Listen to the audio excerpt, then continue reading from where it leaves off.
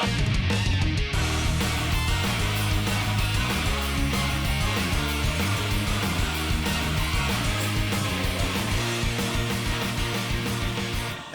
everybody and welcome back to another episode of Main Character Syndrome. I'm your host, Cheesymanfredo, aka Alfredo Morales.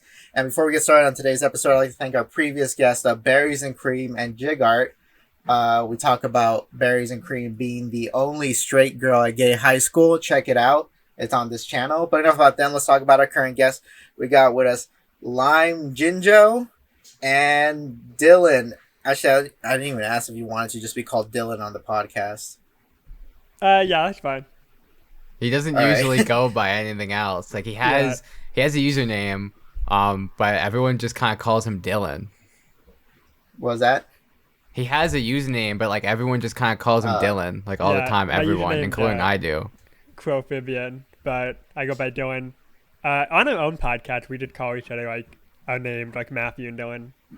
Yeah. Oh, word. I think I'm probably just gonna call you Dylan. Yeah, that's fine. And I'm just gonna call you Lime. That's fine. That's one syllable. That's fine. Or Jinjo. I might forget. But anyway, what do you guys do? Who are you guys? Okay, I guess I'll go first. I'm ft.LimeJinjo. Most people just call me Matthew, but whatever's fine. I co-host a podcast with Asterios Koknos on his Patreon, and I edit for Asterios Koknos, and I have my own channel called the Broskis with Dylan, who's here with me, and we have podcasts and we make funny little videos quite often, and I have my solo channel that I rarely upload to, where I talk about usually obscure video game shit. That's rad. That's always like the default with personal channels is like I'm just gonna talk about obscure video games. Yeah. Or obscure little niche stuff. I have a lot of videos I want to make, but I'm just such a procrastinator. Like I'm so lazy. Like I know I always say like I'm gonna do this next, and I give up on that idea. But for months I've wanted to make a video about a specific Yu Yu Hakusho Genesis game. Because no one's made like a video on it because it only released in Brazil and Japan. So I think it's my responsibility because I'm a huge fan of Yu Yu Hakusho and I've played that game for some reason. You better get on that because I should. You'll be surprised when like one of the bigger guys just randomly drops a video about that. Well, the thing is, I had an idea to make a video about iPhone games that were ported to the DS. Because there's a surprising amount of them when the DSi store happened, and like I had like some of it done, and then Scott the Wise dropped a video of like a very similar topic, talking about most of the games I was gonna talk about, like the DSi version of Cut the Rope, Dual Jump for the DS, which fucking sucks, by the way. That port is awful. That does sound pretty bad. You should Did you upload that video? Is that on YouTube? Nope, I never finished it. I gave up on it. You should have finished it, and in the tag you put Scott the Waz. So when people look up his video of it, yours is gonna pop up right next to it too. I still think about going back and doing it. So if I do, I will go and I will put Scott the Waz in the tags and steal some of his thunder.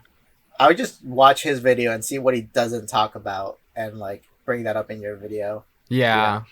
That, and also you could just have a bit where you have a breakdown because he got to the idea before you. That's true. That's true. A response to Scott the Waz. Usually if you look at my personal videos, the end card is like 2 minutes of just me talking. Because I don't know. I think that's the most fun way to do an end card. That's where I'm the most funny. Because like my normal personality is being kind of silly, but on my personal channel, when I was a kid and stuff, I always was more attracted to the guys that are kind of calm and serious about their niche gaming video. So so that's the kind of the way I make that videos, and on the Broskis, I'm funny. Like a super bunny hop type person, right? Yeah. Yeah. If you know who that is. I think I've heard the name before. His videos are good. I recommend it. He doesn't upload that often though, because he's the kind of person who's like every 5 months he drops like a 2-hour long video. He's that kind of guy. Like well, one of my favorite YouTubers is Frederick Knudsen, Down the Rabbit Hole guy, yeah. and he does that. So. Oh, he does. I hear he's really hyping up the next video because it was like it had like a special screening at some festival or something. Oh, that's awesome. I don't know what it's about though. Years and years ago, I went me and like my family and some of my friends, like my brothers, went to a convention. I think it was at Too Many Games, but I'm not sure. And Frederick Knudsen did like a panel there, and he previewed the newest video at the time, which at the time was the furries video. But I didn't watch his videos at that time. But my older brother went, so I think it's cool that he previews his videos early. I think that'd be a fun thing to do. Yeah, that furry video was pretty good. But before we go more about that, Dylan, Dylan, yeah, what are you about? Sorry, Dylan, we kind of sidelined you. I started getting sidetracked. I love talking about myself. Me too. I'm also part of the Broskis with Matthew, ft.LimeJinjo. We make podcast funny videos. He already talked about that. And then I also edit YouTube videos for Mimiori. She makes anime essays, and I edit those. So if you like that, check out Mimiori's YouTube channel. Yeah, I've been digging the Mimiori anime essays. Those have been pretty good.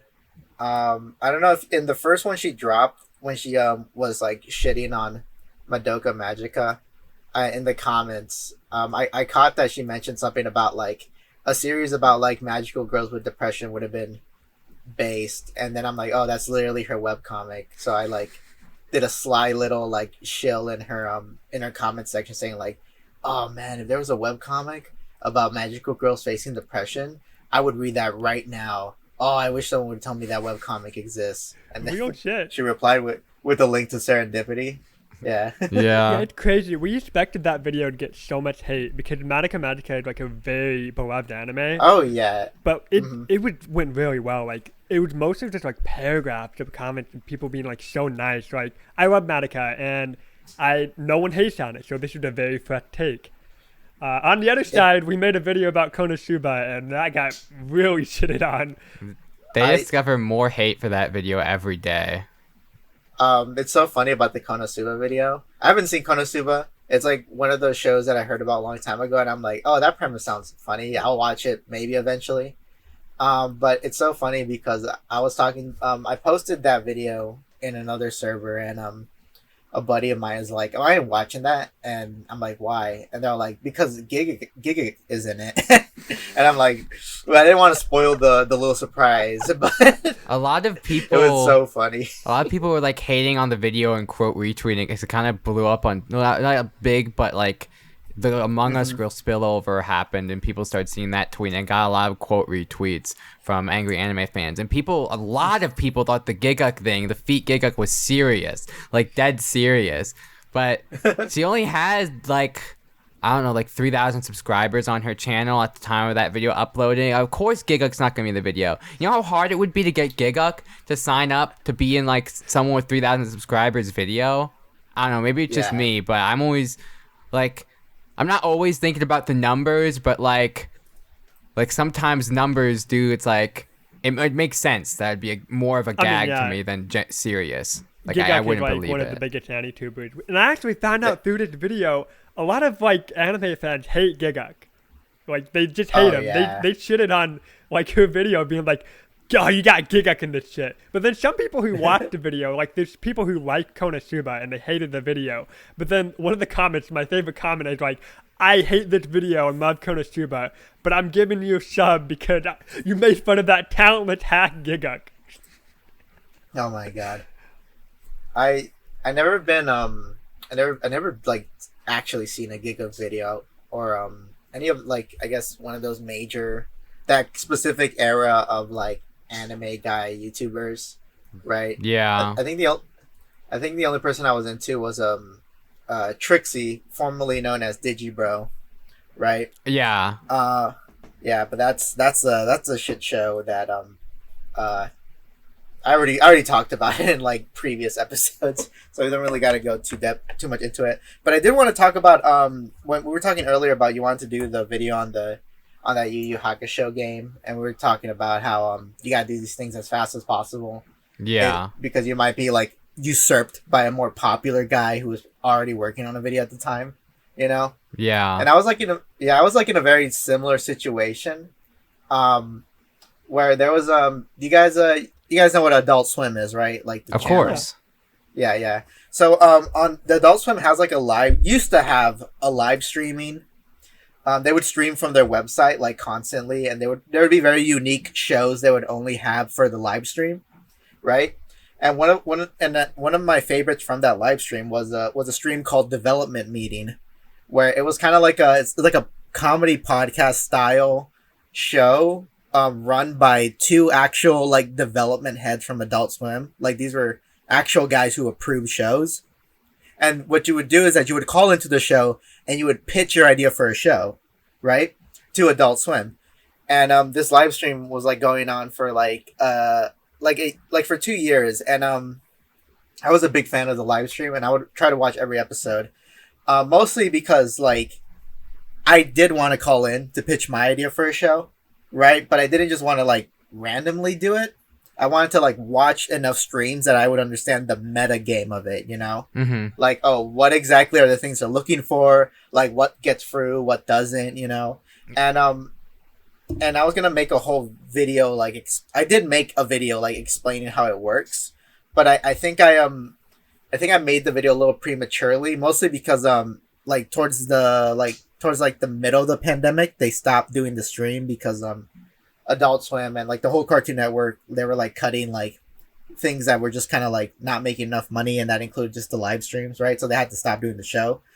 And once the show ended, I was kind of scared someone else would like do a video kind of going in depth about how the show worked. So I had to like, you know, crank that out as fast as possible, and that's like on my YouTube channel. It's the video called "How to Make Your Own Adult Swim Show," right? Mm-hmm. And I'm pretty proud of that video. Although I don't get like it doesn't get like a lot of attention. My most popular video on my channel is a speed run of a Newgrounds porn game that I speed run.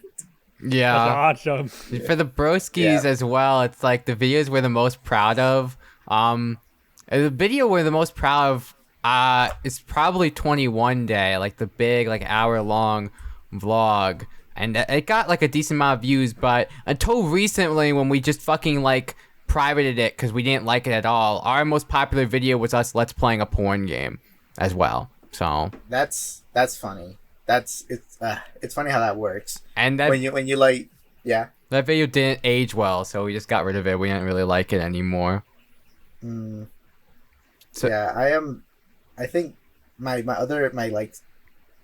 most popular video I made was a clip from Godzilla vs. Kong, where I put like the audio from Batman v Superman, where like Batman asks Superman why does he know the name Martha, but instead of Martha, I said Mothra, the kaiju, you know, and that one really like blew up on my channel.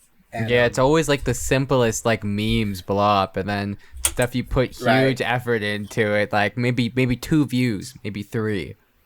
I am kind of proud of my most popular on my personal channel. So I didn't mention I have a personal channel. I sometimes upload on there, not really, just kind of like shitty memes. When I was like 16 years old, the John Cena meme was really big. So I took the scene from the first Gremlins movie where all the Gremlins watch Snow White on the cinema. And I changed it to like the unexpected John Cena thing where his theme song started playing and like the movie theater blows up at the end or whatever. Well, I titled the video just like Gremlins movie theater scene. And if you search that up on YouTube, it is like the second result. And it had less views than the first result, but it's a longer video. So if you look up the scene, you see a longer video, you're like, okay, I'm going to watch the longer one. So like, even to this day, I get comments on this video. People are so pissed at it. It's just so amusing to me. That's pretty awesome. It's like a Silver Gunna kind of thing.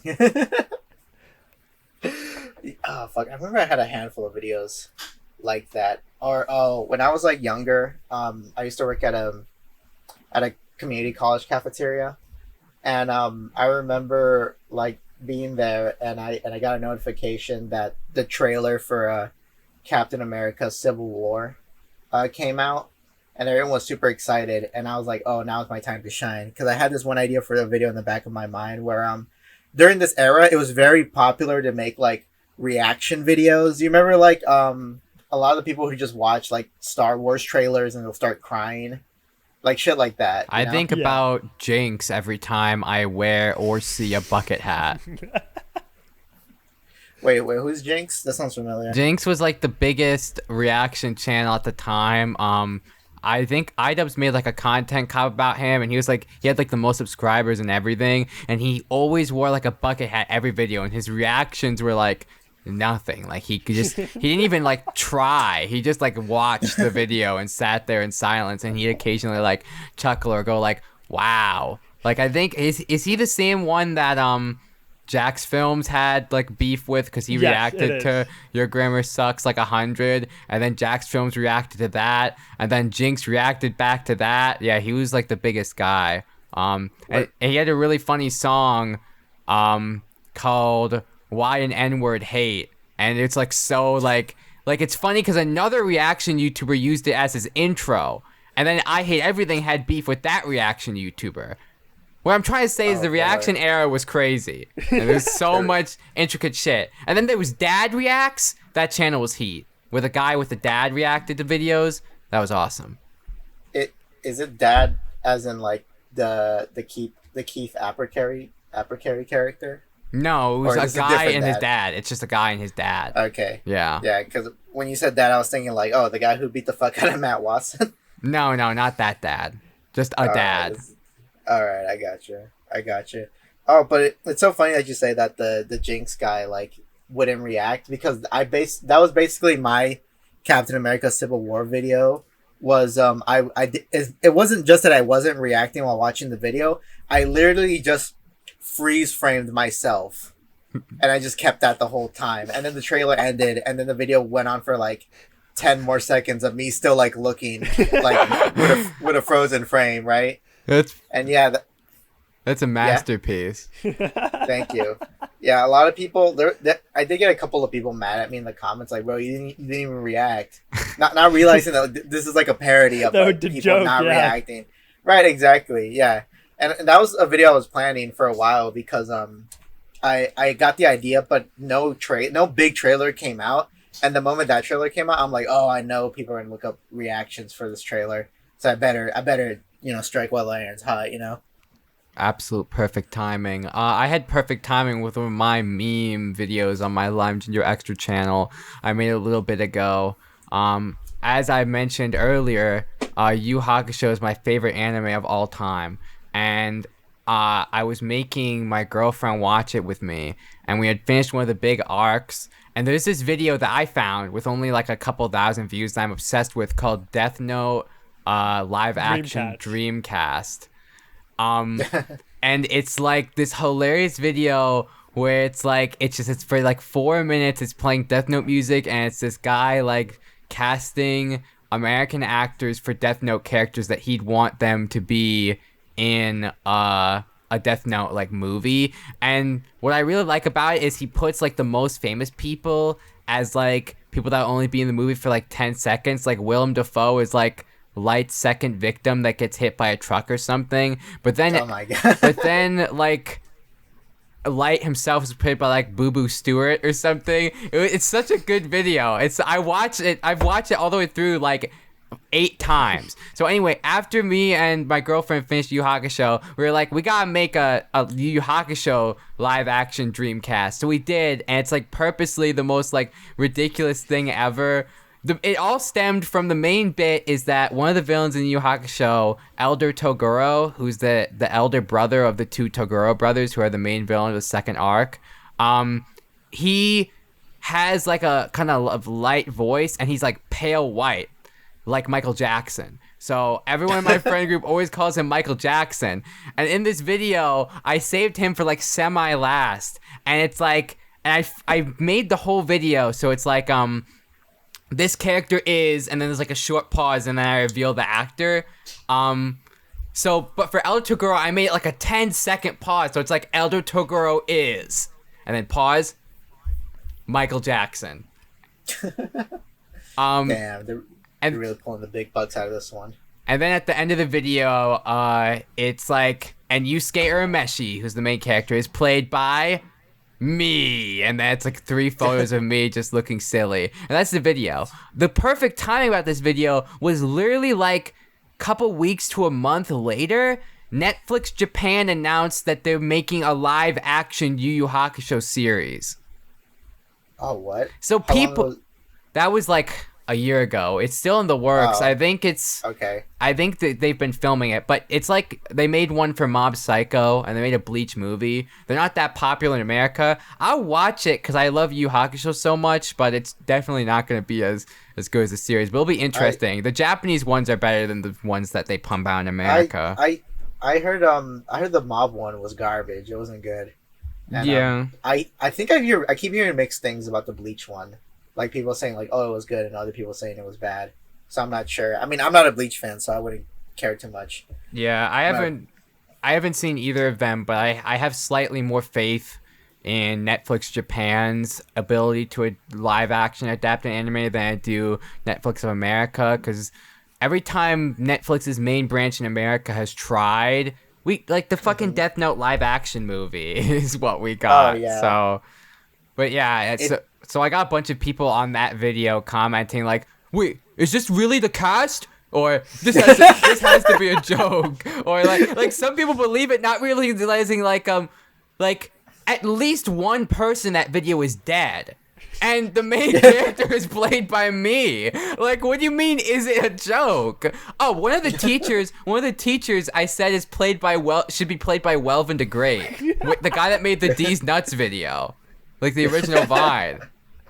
That's good casting, though. I would watch that. It would be amazing casting. I think they should make an American. I think we need to resurrect Michael Jackson and make that real. It has to. I kind of want to make one of these videos now, but I think would be a very funny bit is like, I don't know, maybe let me think of a random. Okay, so let's say you do Dragon Ball Z like fan casting, right? Mm-hmm. And it's like, oh yeah, Chris Pratt as Gohan, but when you post the picture of Chris Pratt comes on screen, it's like slightly edited, so one of his eyes is a little bit more crooked, and every new photo they post of a celebrity and who they're gonna play, that photo is like tweaked that they don't look correctly, right?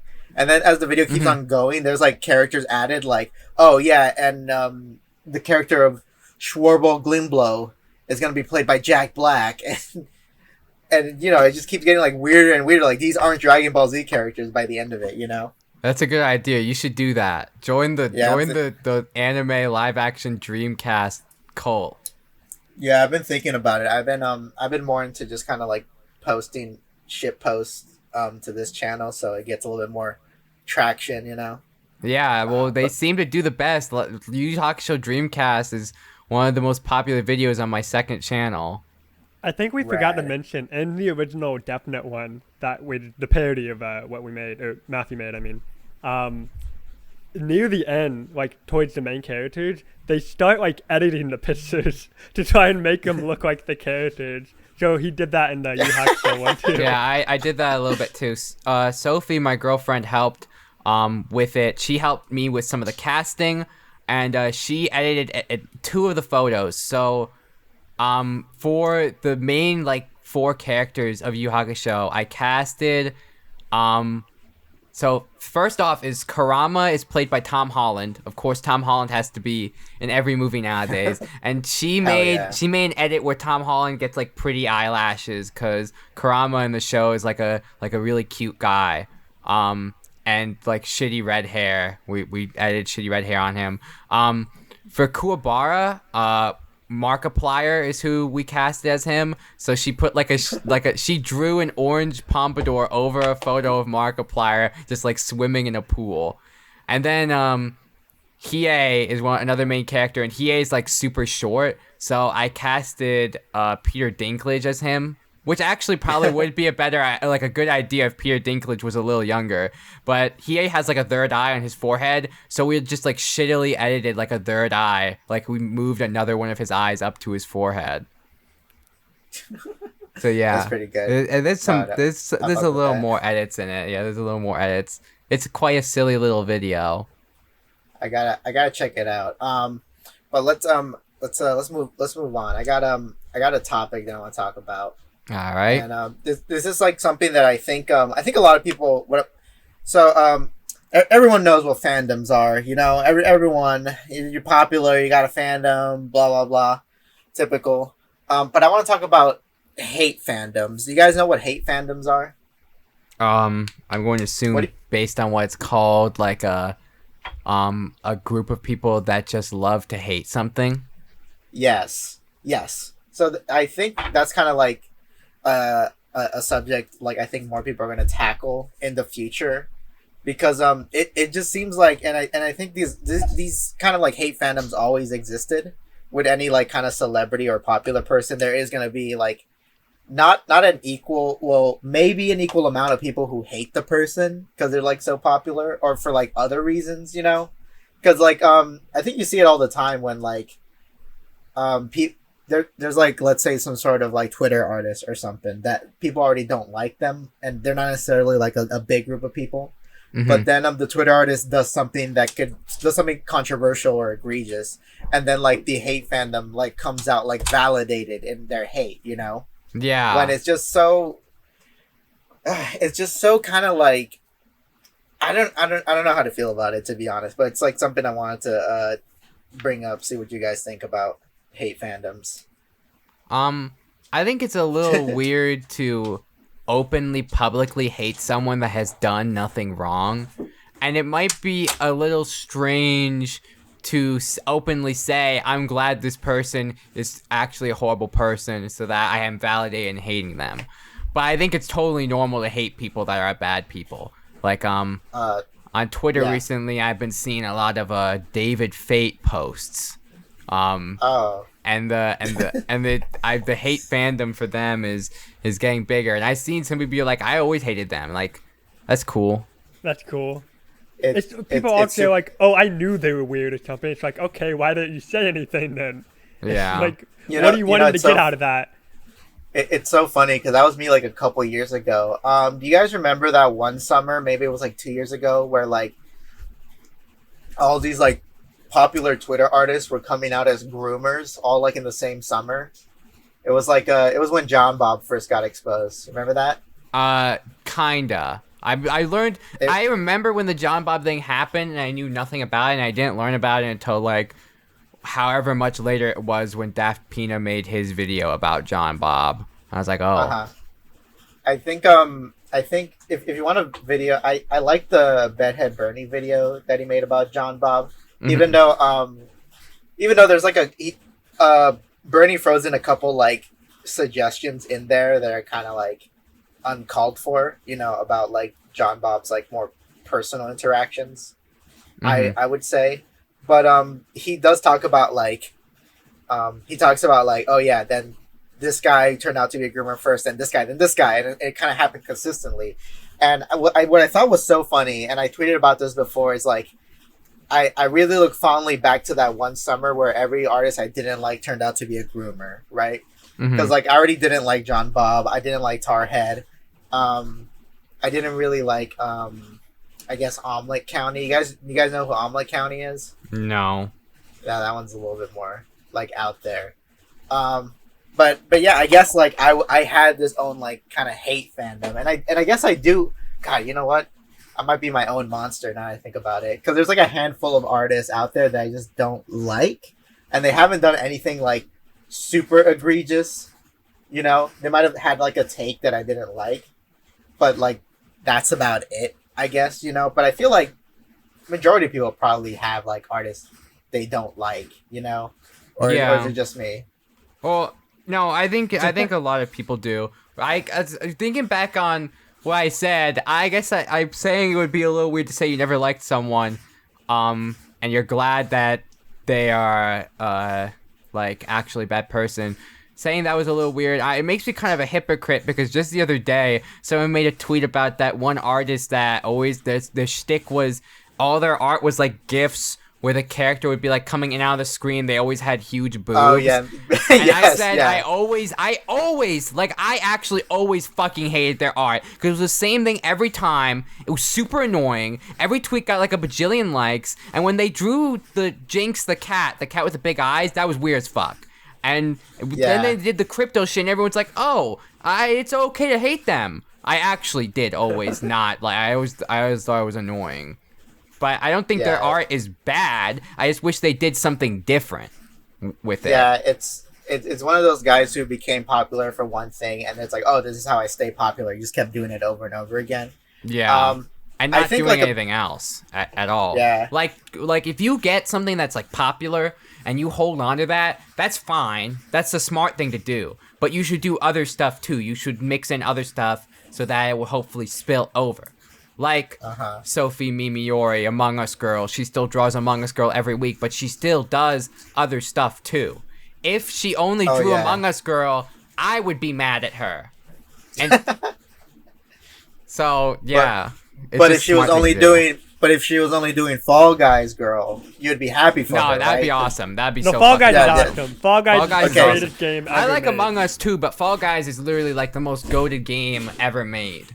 Fall Guys is the superior. Fall Guys Girl is the superior character in the Among Us Girl series. Is what you're trying to say? Yeah, that's have exactly to what I'm agree, trying to say. We need more Fall Guys Girl merch. Like it's starting to piss me off.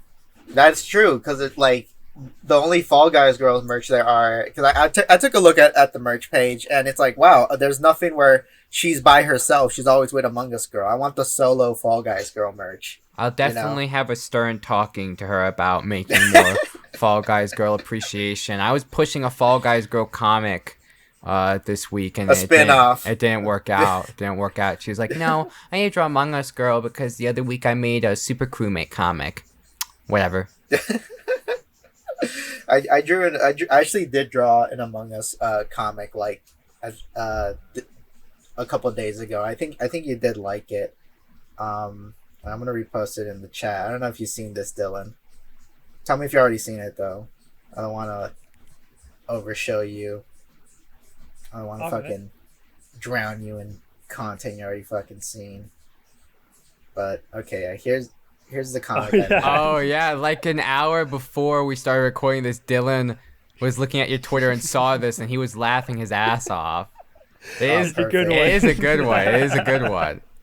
Thanks. Yeah, I think I have a couple of people on my Instagram, which is a little bit more personal, who saw this comic and they don't know who Stone Toss is. They just think I drew like a weird like Among Us character. Like, oh, the weird one is clearly the imposter, right?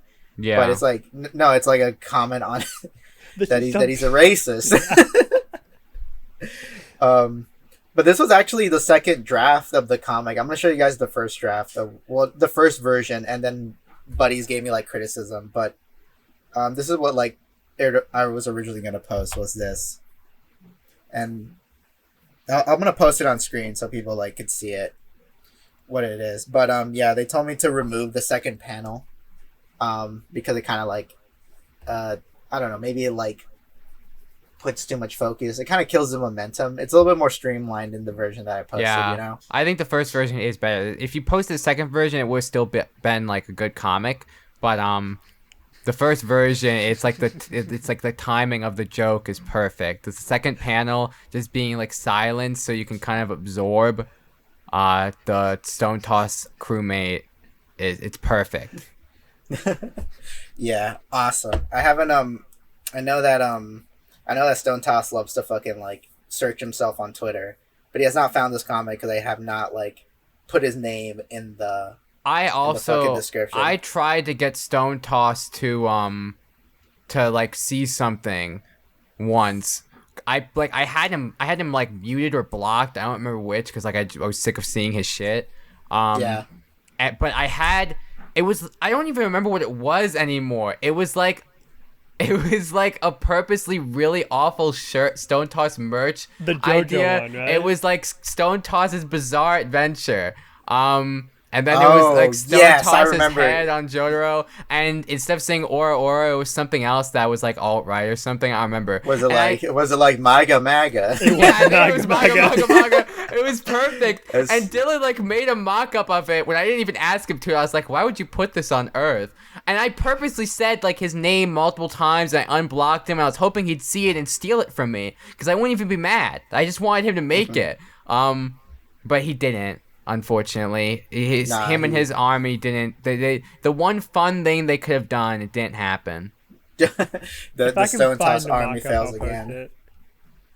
What was that, Dylan? If I can find the mock-up I made, I'll post it. I have to look for it though.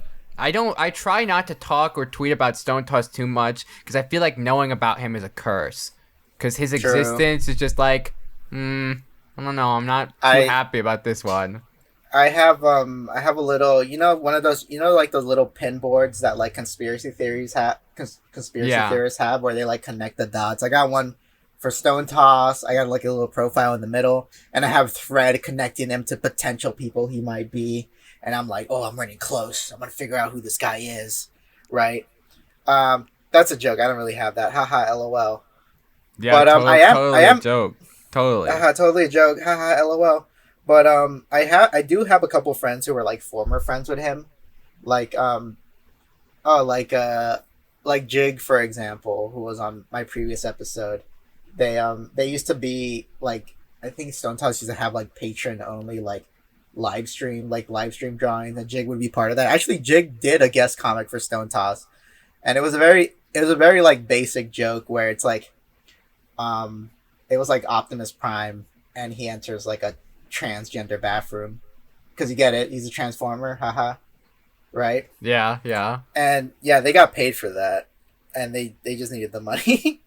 And I also had a YOLO Swag Studios who used to be friends with Stone Toss, not anymore, because he figured out that a lot of these white supremacists weren't lying. They were actually white supremacists, and they weren't just being edgy, Sorry, my mic fell off my fucking computer, but yes, I know what you're talking about. Yeah. Good job. Epic.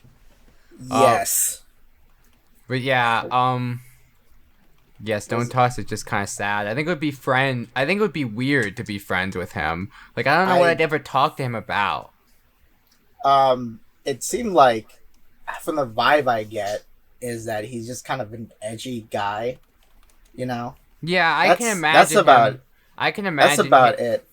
Just like chilling with him and talking, and he suddenly says something edgy like, yeah, black people, am I right, guys? Blacks. Like, at it again. Like, everyone on, like, all these, like, edgy people are always like, you would never survive a Call of Duty lobby. That's probably what I imagine him being, like, one of those people. Yeah, I blame Call of Duty. Did you ever see that one tweet that he made where he was like asking if there was like any like single white women who lived in Japan who would be interested in dating him? I did not see my that's You kind didn't of know in about that character tweet? for him. That makes me think of Yeah. the Leafy tweet where he was asking for like a quick hookup. Oh my god. Yeah, No. yeah, like I think Stone Toss did that because he was like in Japan for a while, which I don't know, he could potentially be one of those, like, because I know there's like people out there who take like Japanese classes, and then for like a semester they go to Japan to like teach English to a bunch of kids. Yeah, And that could be like Stone Toss case, but I heard that he's also might be like an engineer or something. I'm not exactly sure. yeah. I know about that because I'm a Japanese student and I'm probably gonna study abroad like 2 years from now or something. But it's called like the JET program, and basically in Japan they like English is like a second language. Like in America, all high schools have Spanish pretty much, but in Japan it's like more important than that, since English is like the universal language. Like everyone in Japan at least probably did a semester of English, but there's not enough English teachers. So basically Japan has this system where like any American, even if you don't know, and you just anyone that speaks English, you don't have to be American. If you don't even have to know Japanese, just they'll fly you out to like an area of Japan, and you just have to try to teach children English through like immersion, because you probably won't know Japanese anyway. It's different you just need a from bachelor's like degree. Yeah, it's different from like actually going and getting a Japanese degree and then teaching English. But it's very common. And a lot of people, like especially like weeaboos and stuff, love to do the JET program if they have an associate's. I That's the wonder. bachelor associates. I wonder what that's like. I like to imagine it's like. You guys ever read the manga Pikachu? I'm sorry, you cut out for me. Can you repeat that? You ever read the manga Pipochu? You ever heard of this manga? No, I'm sorry, I have have not. Okay. Pikachu is a very special manga because it was published in Japan, but it was drawn by an American artist who like flew over to Japan to make this manga, right? And I think he's part of like a handful of non-Japanese artists who were like publishing a manga while living in Japan, you know. And That's his my name is end goal. you draw Jinjo? Sometimes I want to draw more. My end goal is to get my Japanese degree, and be like a decent Japanese speaker, and then go to Japan and make manga, and be considered a manga artist enough that my manga's on my anime list, and no one debates that it's like a manga. I want it because I love shonen so much. I want to make a manga in Shonen Jump, even if it gets canceled after like 2 issues. That'd be pretty rad. That's such like a special case. There's only been like a handful of like non-Japanese people who have like been up to snuff to like reach that. Yeah, but that'd be really cool if you could get like be a writer, be part of like a duo, you know, kind of like the Death Note guys. Yeah, that'd be cool. I want to draw more so I can make it. I need to like I have an idea for like a series, but I gotta make like a Bible for it, and I gotta start drawing. I've been drawing a little bit, but drawing's hard. All of my how old are you, Jinjo? I'm you 20. don't gotta tell me you're 20. Oh, okay, Yeah. you're good then. I was just talking about this. It reminds me. I was gonna draw like one of those like little like advice images that people always hate when it comes to like how to draw something, and it was gonna be like, oh, what should your first comic be? And on one side it says like, don't let your first comic be like a 100 chapters long epic saga that you're thinking about doing until you're the age of 50. And like on the do side, it's like your first comic should be like something short, under like 3 pages, and it should be probably experimental, you know. Yeah, I have a lot of ideas. Like a really big idea that I would save until I'm better. That's a series I want to make like a Bible for. But I have some other ideas that I've written down and stuff. And I read the Among Us manga, and I said that I wish they did it a little differently, but I still enjoyed it. And Dylan was like, well, Among Us characters are easy to draw, so why don't you just make your own Among Us manga? You could draw you can draw crewmates. So I don't know. I just need to start drawing more, because I know all these artists. I'm oomfies with all these artists and big artists and stuff. Everyone, it's the same advice is always the same. It's if you want to get good at drawing, then just draw and keep drawing. So I'm not really good at being patient. But if I want it to happen, I gotta do it. You could always do the Merryweather strategy, where he like supposedly DM'd every like deviant artist he could find and said like, I'll give you $200 to just draw my comic, like his 4-panel comic, and then like it happened, became an instant hit, as the story goes, right, as the story allegedly goes.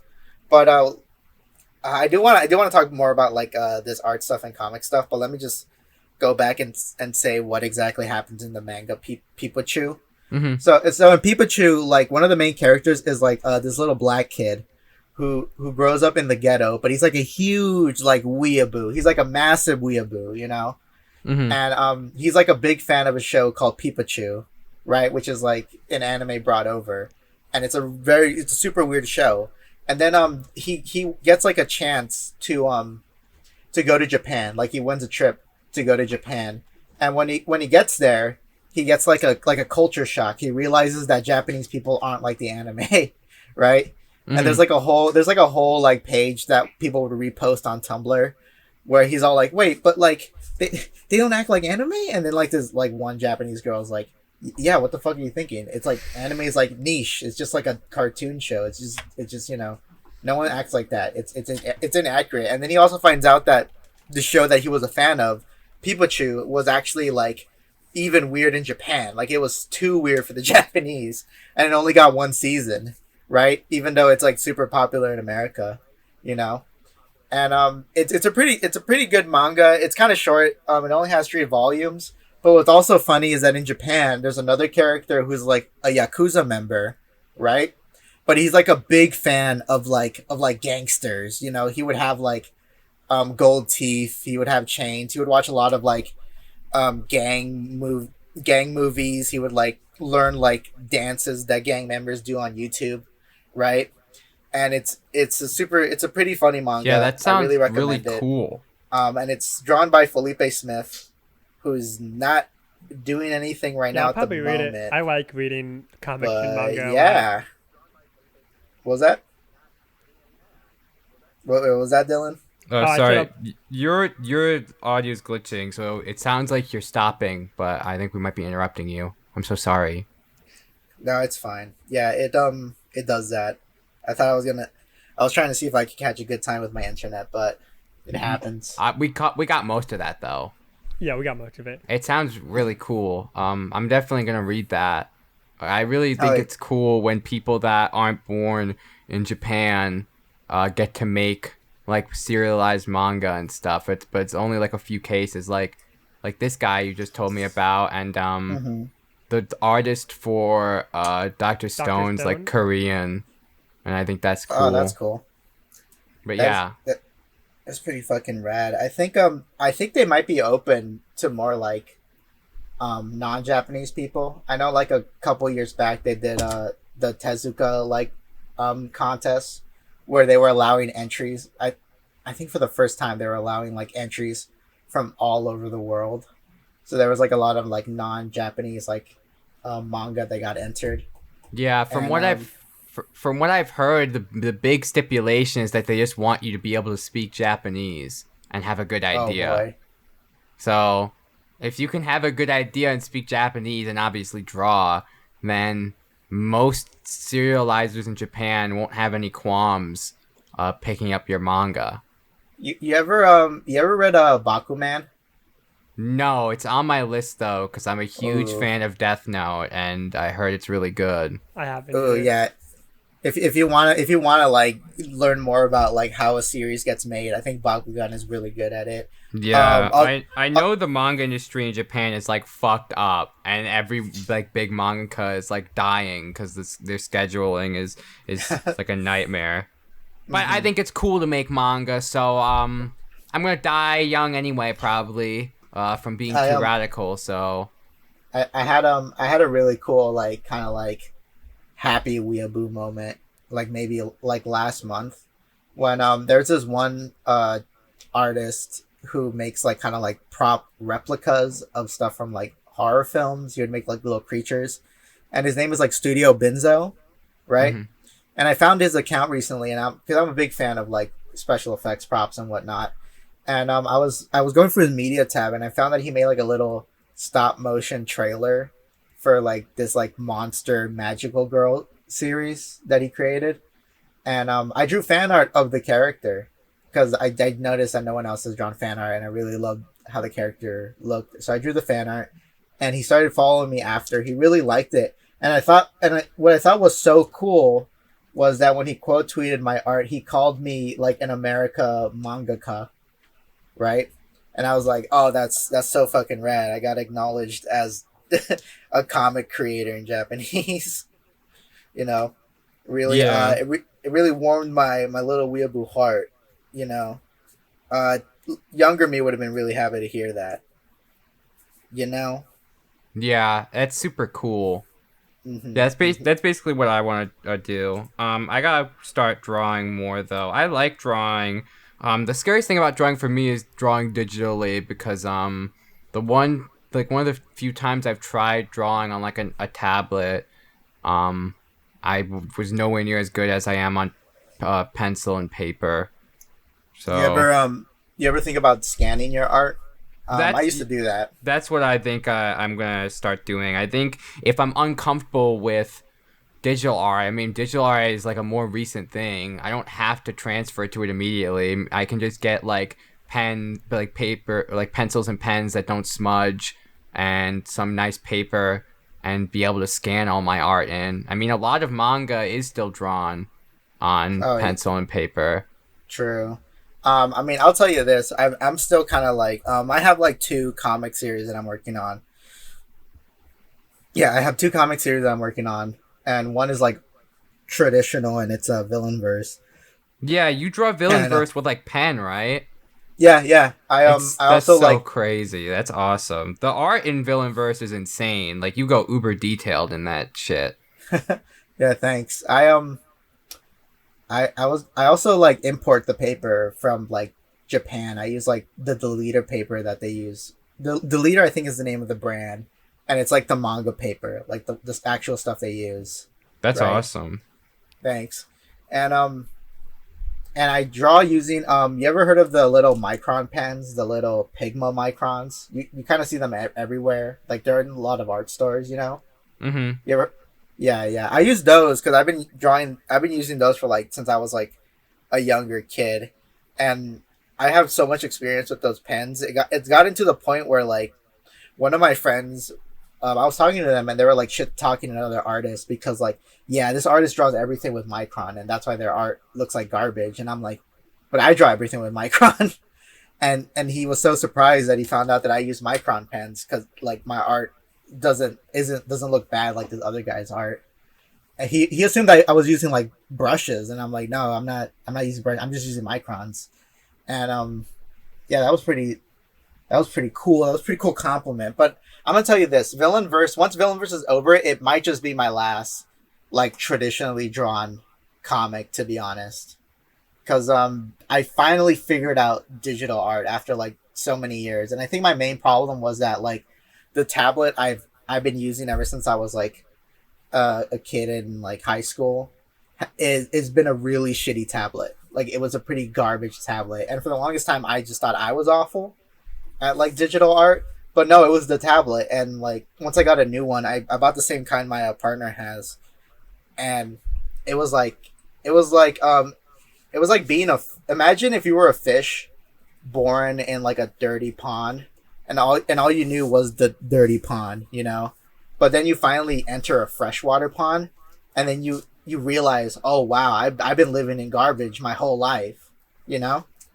You know what? That might be my issue too. Maybe I just need to steal my girlfriend's iPad or something, because the tablet that I've tried digital art on is like, it's like, it's old. It was cheap when it was old. It's a hand-me-down from like both my brothers, both of which they just used it to emulate DS games. They didn't even use it to draw.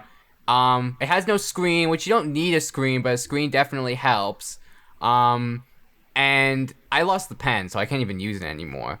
But that's cool. It's definitely old. Maybe I should just start drawing more on pencil and paper, and then every once in a while steal my girlfriend's iPad and try drawing on that, because that seems to work well for her. And Dylan draws a lot too. And yeah, I wanted to mention, I feel like I'm kind of in like the same place with the tablet. I have a Wacom tablet, and I hate it. Instead of like actually drawing on my computer, what I do is I draw traditionally, and then like I scan that, and then I trace it digitally to like make it digital.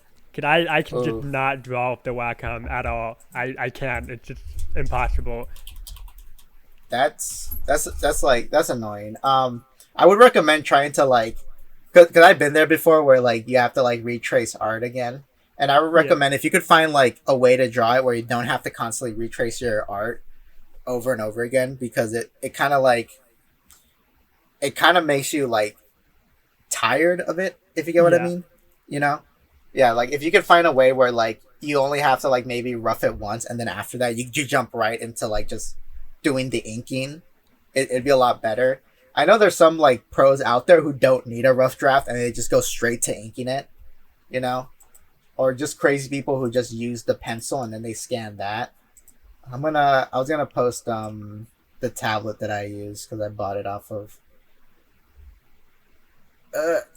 Hold up, hold up, gamers. So wait, Dylan, I didn't know you made art. Yeah, You never I post haven't. it. I haven't done it very Oh, often wow. recently. I would say probably like 2 years ago I posted pretty often. I've kind of fell off of it recently. Kind of like a big period of art block, I would say. I do want to like try and buy myself like a new tablet or like an iPad even. We mentioned her already. Mimioi, she uses an iPad. Uh-huh. As of recent, she's kind of been like an art inspiration for me. So I've used her iPad a bit and I like it. Oh, hell yeah. This is the tablet I use. I just dropped the link right there. This is the same one my partner uses too. And Damn, that's cheap. And they list yeah. it as usable with Osu? Dude! Hello? Yeah, this might be the tablet to go. I guess I'll read what kind it is. It's a Gaomon M10K 2018 10 by 625 inch graphic drawing tablet. Yeah, that's the kind I use. And it's been pretty nice. good. I've been liking it way fucking better than my last tablet. My last tablet was really cheap when I bought it. Actually no, I think it was like $100 when I bought it back then at a Fry's Electronics. That doesn't exist anymore, you know. Did Fry's go out of business? Yeah, I think the pandemic. Well, the pandemic killed the Fry's that was in my city. Like it's not there Damn. anymore. The last thing Yeah. I bought from Fry's was a King Dedede amiibo. Because they were like damn. because when amiibos were like selling out all over the place, Fry's would sometimes randomly have them for like MSRP, like the rare ones. And I love King Dedede. So I got King Dedede from them. I remember that. The last thing I think I bought at Fry's was I bought like a charger for my like light for the battery for my light that I used back then when I used to film. Yeah, that was like the last thing I bought from them.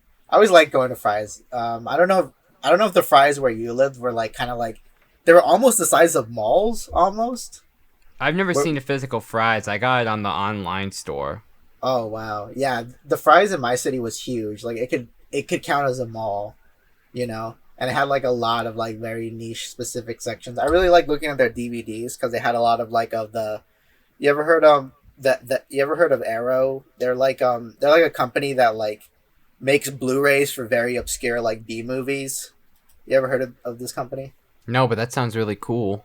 Yeah, they're really cool, and what they love to do is that they like hire artists to like redesign the DVDs and make new art. They hired a guy that I'm a big fan of. His name is Matt Frank, and he's an artist who draws like just kaijus. That's all he draws, and he's been doing it since I was a kid. And he like now officially works with like companies. Like he works for the people who do like the American Godzilla movies now. He does like a lot of art for like the Godzilla comic and did a couple stuff for like Power Ranger and Transformers. And they got him to like draw the box art for the box art for like the Gamera movies because they put them together all in one box. And I think he also did a couple of covers for Blu-rays of all the current like American Godzilla movies, like the Godzilla vs. Kong movie series. Those, you know what I'm talking about? Yeah. Yeah, it fucks. I recommend it. That's awesome. I love hearing about people that like have been obsessed with something their whole life and then they get to be a part of it.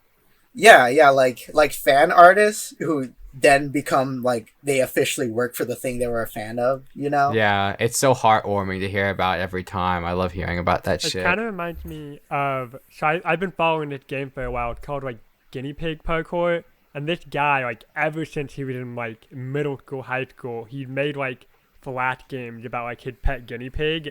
And for, like, the past, like, I don't know, like, 10, 15 years or some shit, he, like, kept like, making more and more. And now he had, like, a new game coming out. It's, like, completely hand-drawn. It looks, like, really smooth and shit. Yeah. You know, that's pretty inspiring. Is it, I didn't know he was, I'm aware of Guinea Pig Hardcore, but, I didn't know he was making it since he was in middle school. That's crazy.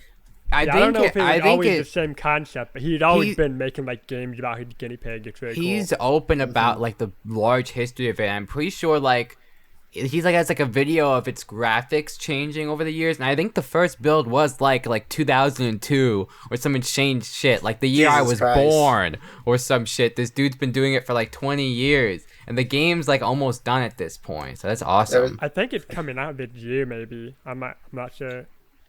That's cool. There was only one Spider-Man movie when he first started. For real. Yeah, That's yeah. crazy. That is fucking crazy. All right. Let me see here. Okay. You know what? I had one topic, but we're coming really close to time right now. So I think we're just gonna go to like the ending question that I got going. Right.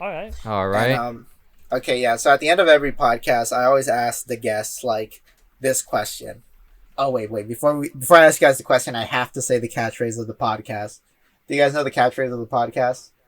I'm gonna keep it real. I watched 30 minutes of one of the episodes before coming on, but I have a horrible thing where it's hard for me to watch like my Twitter oomphy stuff. I don't know. It's fine. No. I just want to sleep and read manga.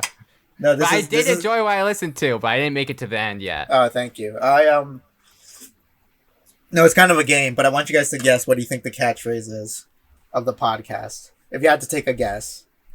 Dylan, I'm gonna have you guess this one. No, you can go first. No, I think you can go first, sir. No, I insist you can go first.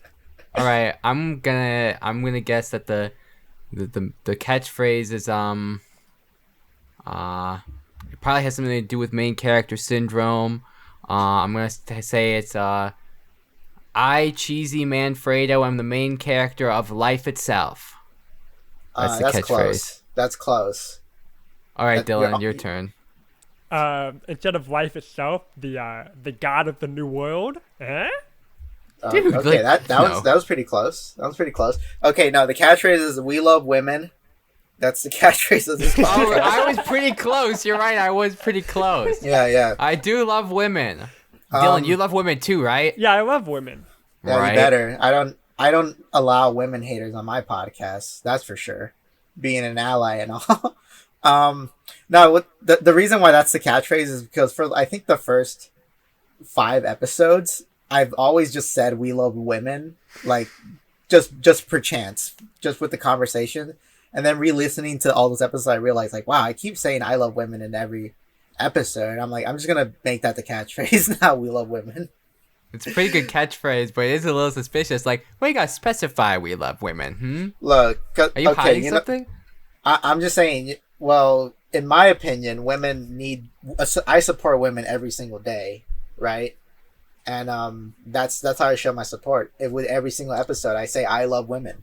You know what? Maybe that's fair. Maybe with the last episode, I was like on the fence with women because I started talking with Berries and Cream, and she was like making me hate women. But I still love women. She could not destroy me. Like nothing can stop your love for women. Nothing can stop my love for women. True, not even women themselves. Because I'm gonna be the bigger person, and I forgive women. Such a good man. What's that Sanji quote saying? Like, it takes a man to forgive a woman's lie. You guys know that quote? Oh, yeah, I saw it on Twitter today. Sanji. Is it like a One Piece Sanji quote? Yeah, it was like some shit that Sanji said, like unironically to Chopper, where like I think they were betrayed by like Robin, and then Chopper's like, what are you doing, Sanji? Why are you chasing after her? And Sanji's like, it takes a real man to forgive a woman's lie. And it's like, what? He's raising that boy right. He's teaching that boy women truth. I remember when my friend heard that, like, he said, oh, that's so badass. And I thought it was badass too, but now as I get older, I realized, wait a second. Hold up. Hold up. Sanji's a little strange. He's still probably my second favorite character in the show, though. Oh, Sanji's still my favorite character. I don't care. Zoro, I like Zoro a little more, but Sanji's goated. I will say Tony Chopper. I would say I would like Zoro if Oda confirms that he's gay. I'd say he would become my favorite. That's true. I think all the memes about like how Zoro would suck off his captain, those need to be real. I think he does know how to handle a sword with his mouth. You know, that's true. That's that's true. part of his gimmick. Yeah, that I think that's where that's the setup to eventually him being gay. Like, come on, it's written right there. Okay, but all right, now let's go to the ending question here. I asked this to all my guests, and it's your guys' turn. But tell me this: who deserves to get canceled this week? And I'll go first while you guys think of the answer. All right.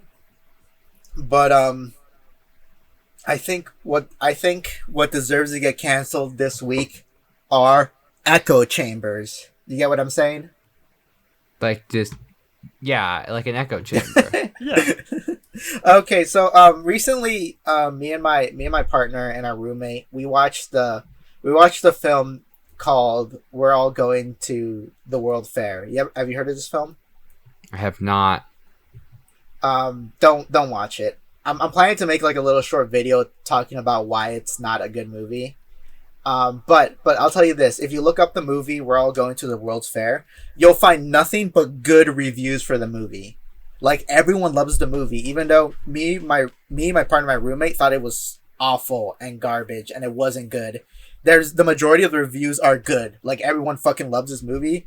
And when they describe what happens in the movie, it doesn't even feel like we watched the same movie, you know? Like, it kind of feels like some, like, Emperor's New Clothes kind of scenario where everyone's, like, saying how good this movie is and talking about stuff that didn't happen in the movie, you know? And yeah. And this feels very and I think what was very surprising was that like people were saying that the movie had like a trans angle. Like they were saying like, oh yeah, you know, this is very relatable to a trans person.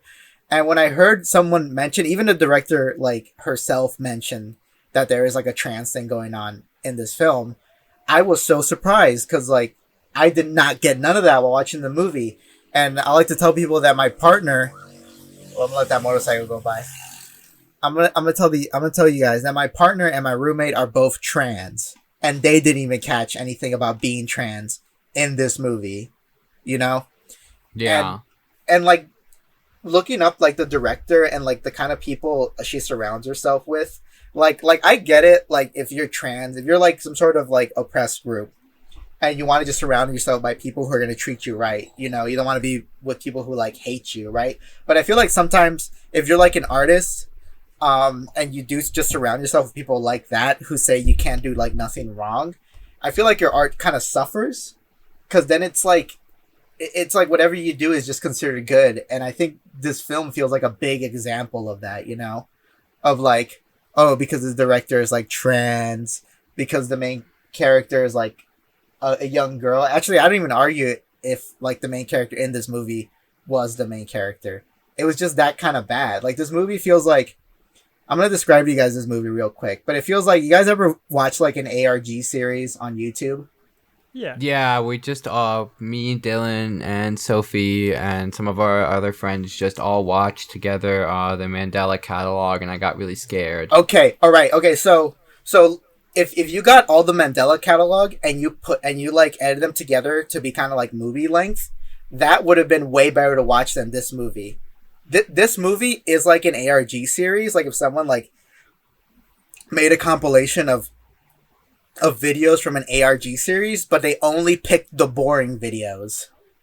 That's what this movie felt like, right? And it seems like everyone who like watches this movie, everyone who likes it, talk about very specific things the movie did that remind them of like happy moments they had online, right? Like they're like, oh, this movie reminds me so much about like learning about creepypasta on forums, even though that didn't happen in the movie. There was nothing really like sure, she gets involved in something that seems like a creepypasta, but it is never like really like treated too much like it, you know? It just feels so like, I don't know. I feel like choosing this as like what I cancel is kind of too vague to even describe it as an echo chamber, but I guess I'm just canceling the movie We're All Going to the World's Fair. Yeah. I'm not a big fan of this movie. All right, well, sorry you didn't enjoy the movie. My cousin actually made that movie, so Oh, I'm sorry. Yeah. Well, actually, it was my dad that made that movie. Oh, your Honestly. dad? You mean your mom? My mom Oh, my made that uncle did it movie. though. Your mom transitioned during that movie. Yeah. Yeah, that's So, not a joke. The director did transition while making this movie. that's cool at least. And there's nothing wrong with that. There's nothing wrong with that. Well, but maybe I'm saying, the reason like you and your partner and your roommate didn't like, and like a lot of people didn't get the trans messages. Maybe it was added like halfway through because they were transitioning. So maybe it was like a footnote or something. I watched like I watched someone giving it a good. I watched a review by a trans person who was really liking this movie, and they said like, oh yeah, the part where she like when she joins like the creepypasta game, that's kind of her finding her identity, and that could be interpreted as like being trans. And I'm like, yeah, maybe like it's too vague to like kind of like stick a trans flag on it, you know. And another thing that was kind of funny about the review I watched was that she mentioned like something that happened in the movie, and I had to do a double take because I'm like, oh, is that what happened in the movie? And then I like looked up the movie and I went to the part where what they mentioned happened, and it wasn't at all like what they described. And I'm like, are the people who like this movie, are they even paying attention to what's going on? You know, it's just so, yeah, it's unironically like I feel like I watched a different movie. Like reading all these good reviews, I feel like they're talking about another movie. Like these people live in an alternate universe where they watch the good version of the movie, and I live in the universe where like I saw the shit version. Yeah, I hate the feeling when I hate a piece of media everyone else seems to like, and I feel so alone because everyone's like, oh, I love it because of this, and it's like, I hated it. Like I didn't get that at all. Yeah, this conversation just reminds me of any time before Sophie made her Magica Magica video. She would like have a rant about like how she hates Magica Magica, but everyone else loves it. And it's not really talked about because I didn't make the video or anything, but I didn't like Madoka Magica at all. I hated that show. And everyone else loves it, and they're always going on about it. It's like, I wish I could be you. I wish I could have liked that show because I fucking hated it.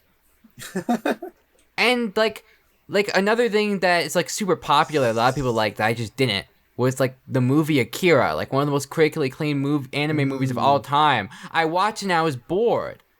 Like I wanted, okay. I'm giving it some time, and then I'm gonna rewatch it and hope that I like it, because I want to like it. But I watched it and I was just bored, and it makes me feel lonely because I don't see anyone else hating Akira. It's just me.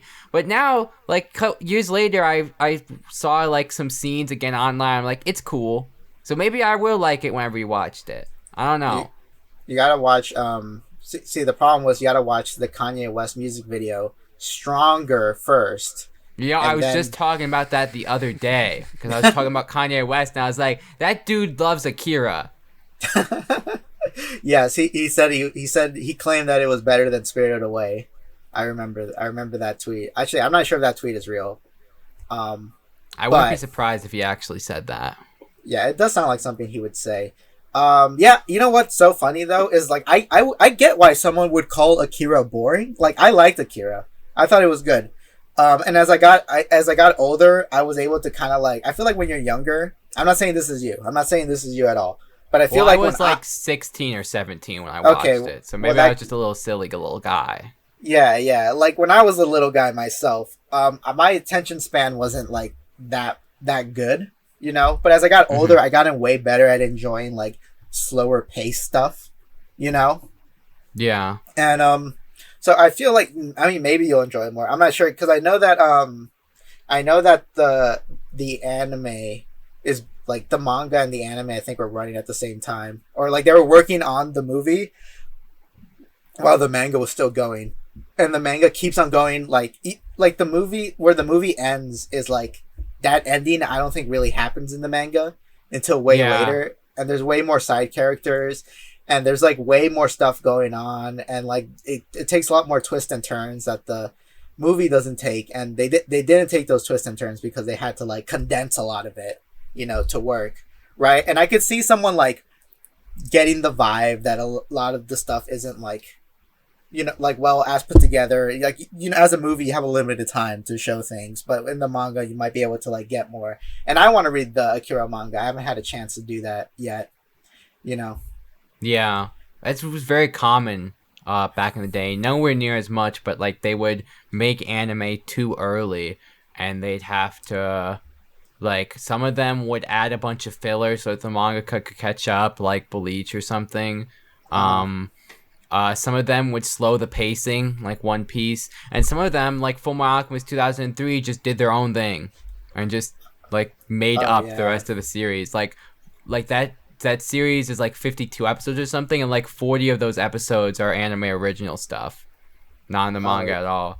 It is kind of uh, cool though. I like it. It's like a neat idea as long as the mangaka's fine with it. I mean, like one of my favorite animes, Trigun, is like mostly anime original. It only covers like the first 3 volumes of the manga, and the mangaka for Trigun said that he liked the anime, and I love the Trigun anime.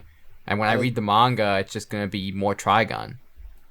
that is true. I need to watch. I Trigun was one of those animes I missed when I was like younger. I think the only anime, I think it was Dragon Ball Z, obviously because I'm Mexican. Um, and Ultimate Muscle. You guys remember? Actually, I think Ultimate Muscle was past your guys' time, but it was like a 4 kids dub anime that was it wasn't as popular in Japan, and the only reason it got a second season was because it was popular in America, right?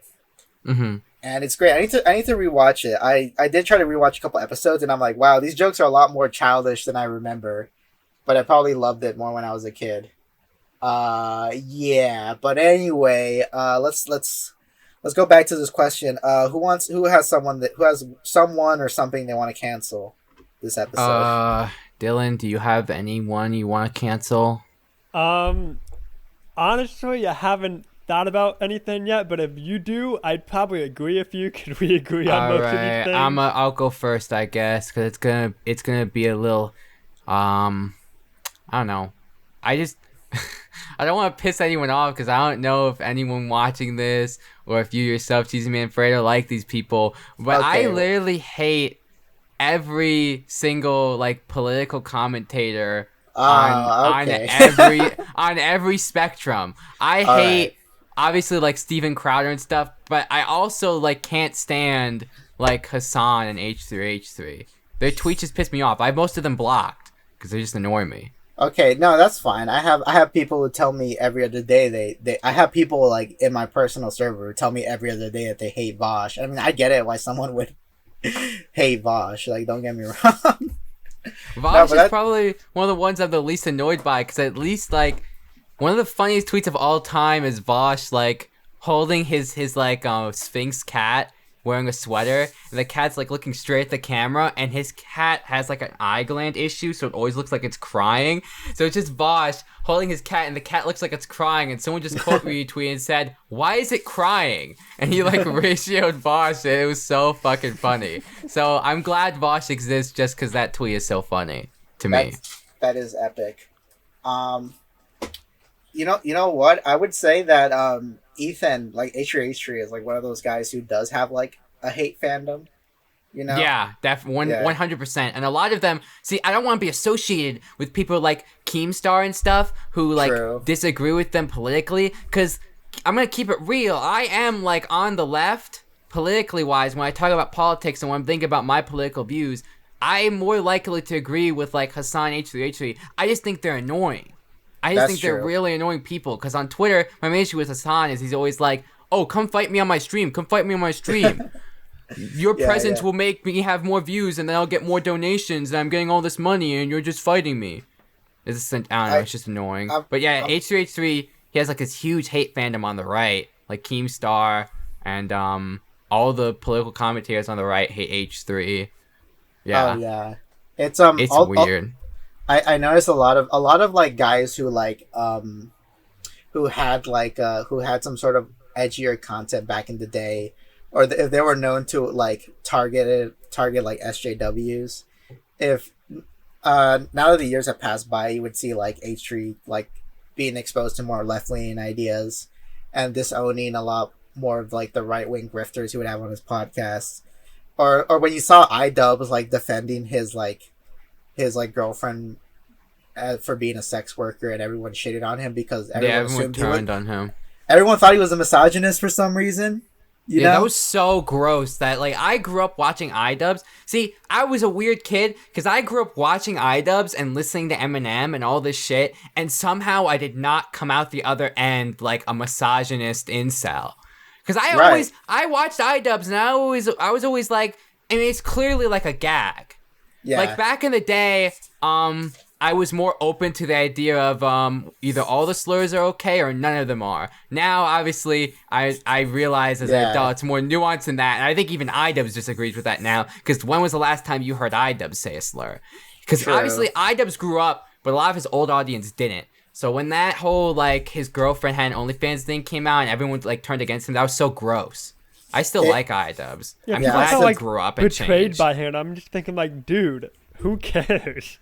Yeah, why are you like so uptight about this? It's not your girlfriend, bro. Calm down. There's like I saw like a handful of videos like talking about like why it's valid to hate iDubbbz for having a sex worker girlfriend, and it's all like, what the fuck are people smoking? Like, why should you care?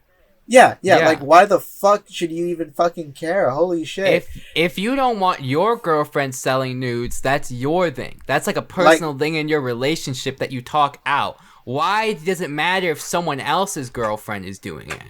Right, exactly. Like if you have a problem with that kind of like thing with your partner, that's something you gotta discuss with them. But if it's happening to someone else, like why should you care? Like who cares ultimately?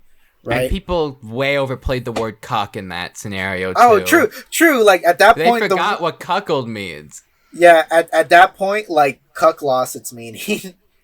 Like just fucking oh my god. But I was gonna mention about real quick. Did you ever see that documentary that iDubbbz did about Sam Hyde? Sam Hyde. Yeah, it was awesome. I watched both his side and Sam Hyde's side. Yeah, me too. I like them both. I'll say this much though. I was kind of like, so there was like a top comment on the iDubbbz documentary that like someone was saying like, why does iDubbbz act like he's never said an edgy joke? And I thought that was a very weird comment because like, I'm gonna tell you this. I think iDubbbz is funny. I think Sam Hyde is funny too, right? Me too. But that being said, I think they're edgy in different ways. You know, exactly. Like I feel like imagine Sam Hyde doing the whole like N-word video. Like he wouldn't do that. Like that's not Sam Hyde's style. He's like way different.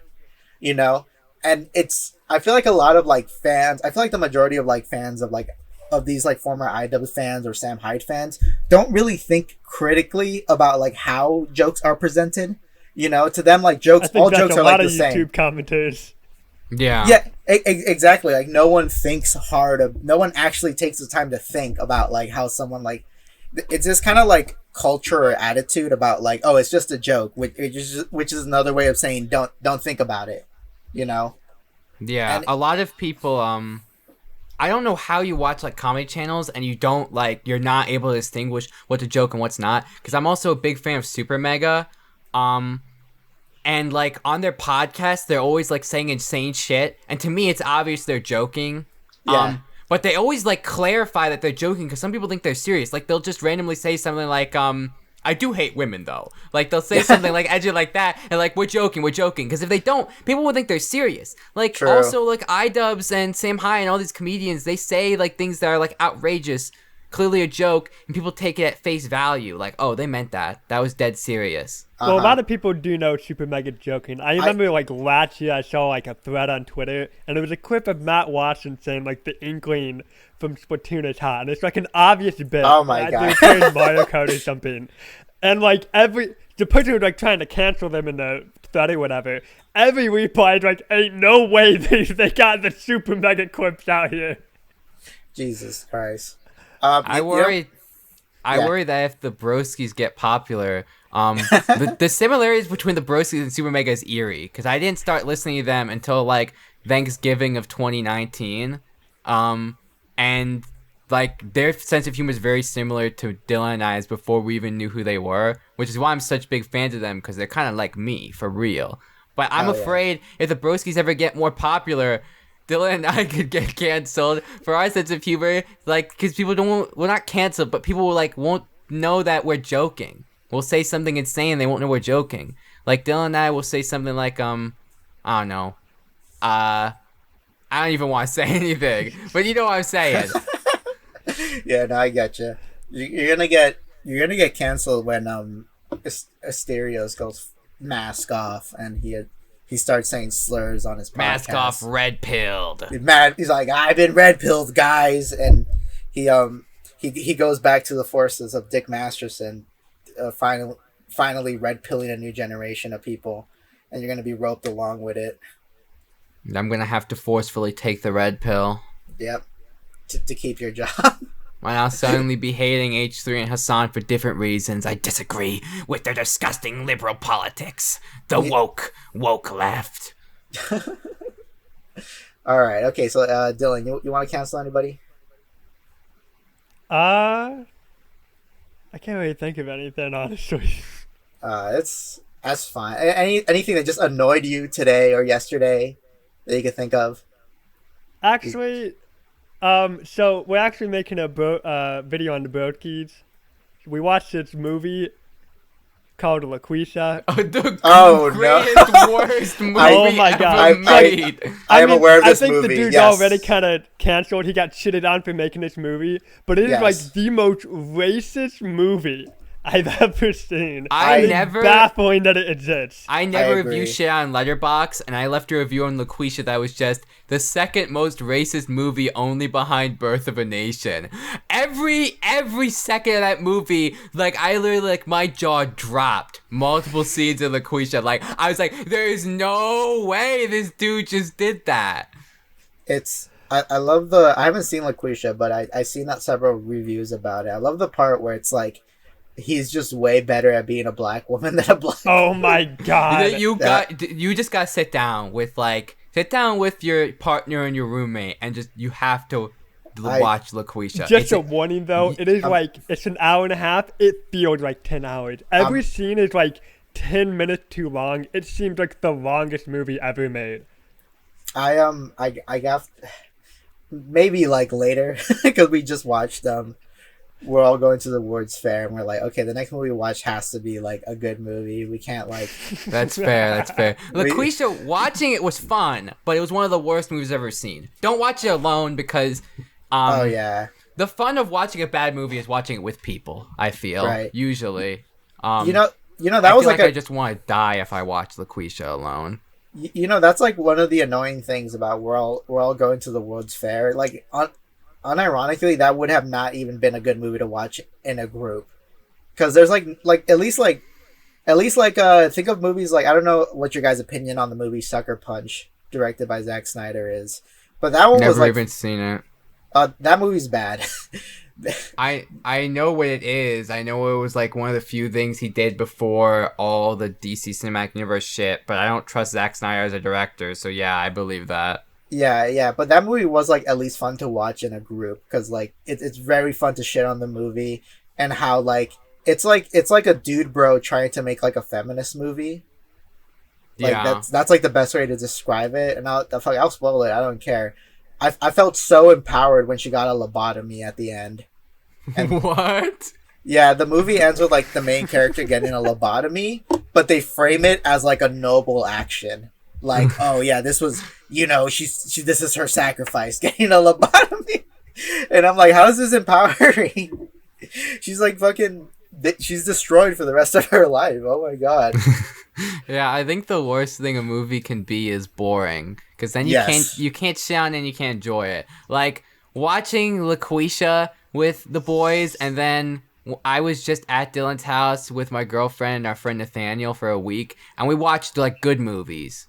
Like the whole time we watched 3 movies, and they're all like good movies, and those were also fun experiences, but we were cracking less jokes and we were quiet because they were actually good movies. Like we watched Her, which is one of my favorite movies. Ooh, I love Her. I was thinking about it when I was talking about Akira, is like maybe I would like Akira now, because all my favorite movies are like kind of pretentious artsy movies. Like Her is one of my favorite movies. I love The Truman Show and Donnie Darko and stuff. I'm one of those. Yeah. I'm one of those kind of guys. But we all watched her, and they liked it. And then we watched Howl's Moving Castle, and that's a good movie. And we watched Hereditary, and I really liked that one too.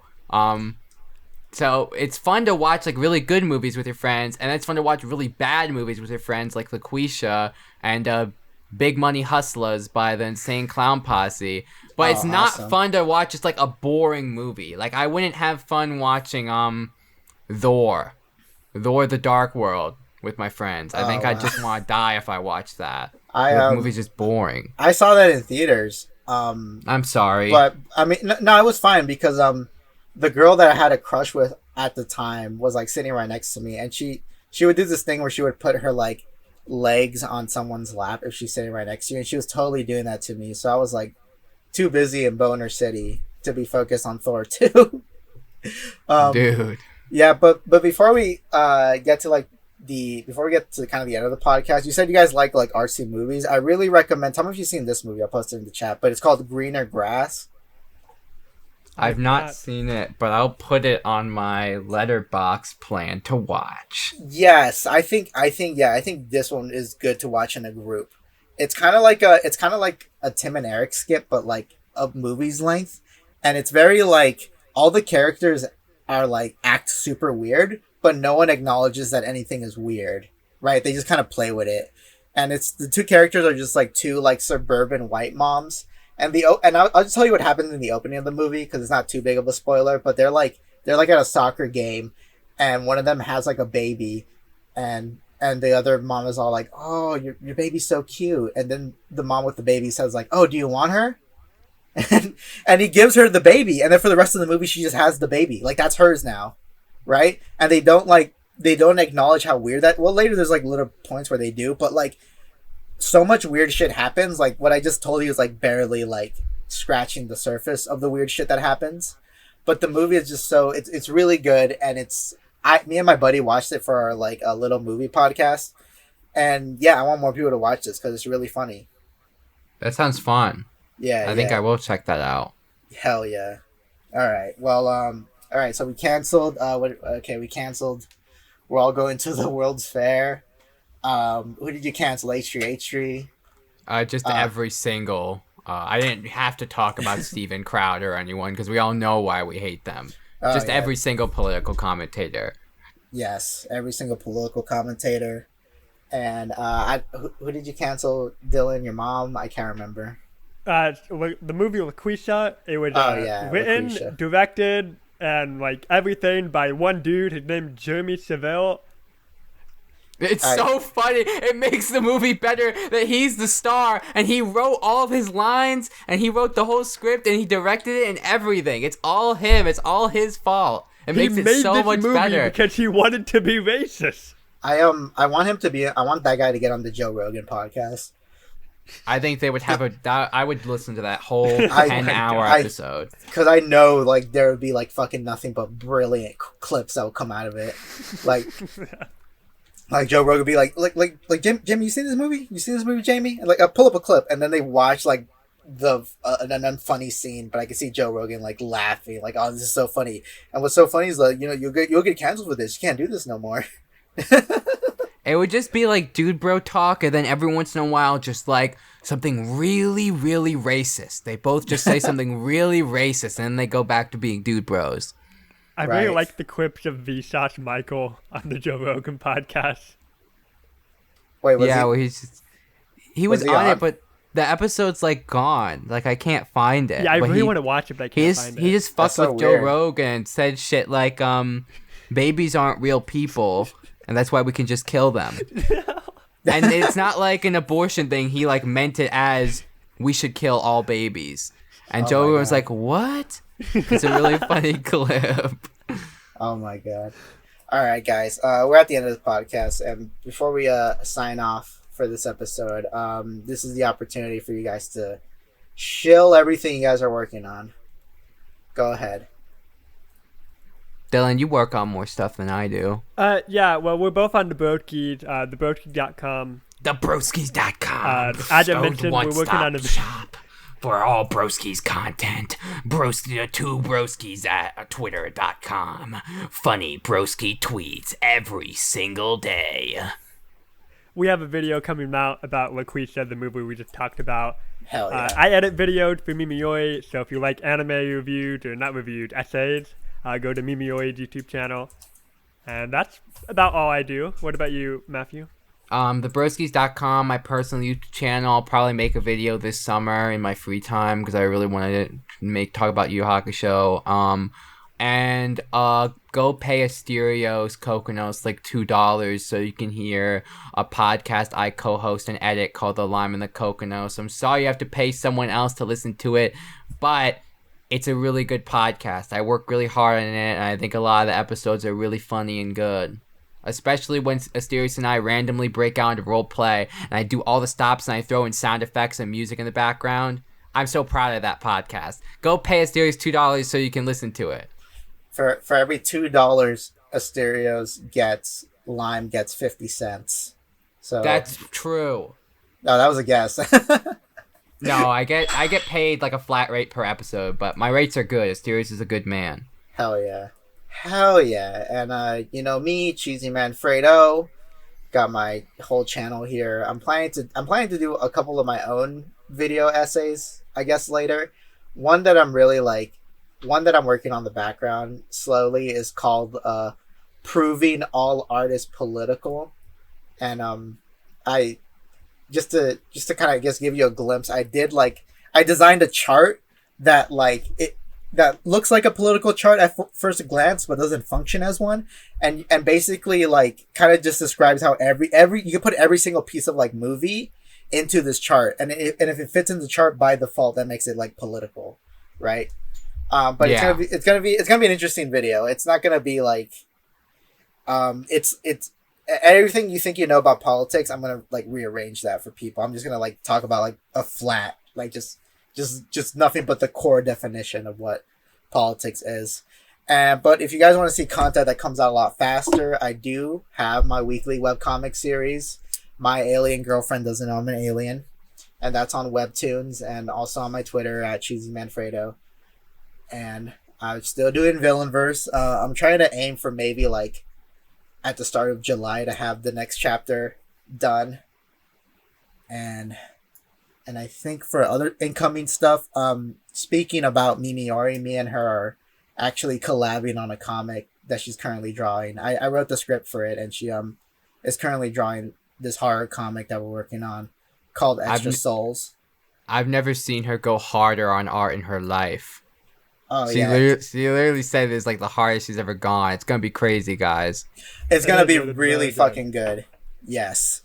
It's gonna be awesome, and this one is the one I'm really gonna try to I'm really gonna try to see if we could get this one published somewhere.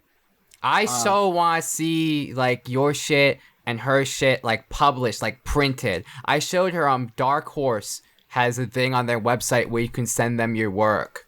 Oh, just straight to them. Yeah, I'm gonna tell you this much. I think I don't know what it's like, but I had a buddy of mine who pitched to every company, and it seemed like he didn't get anywhere because of paper shortages. But I think I know how to I think I might have a couple of connections that could help.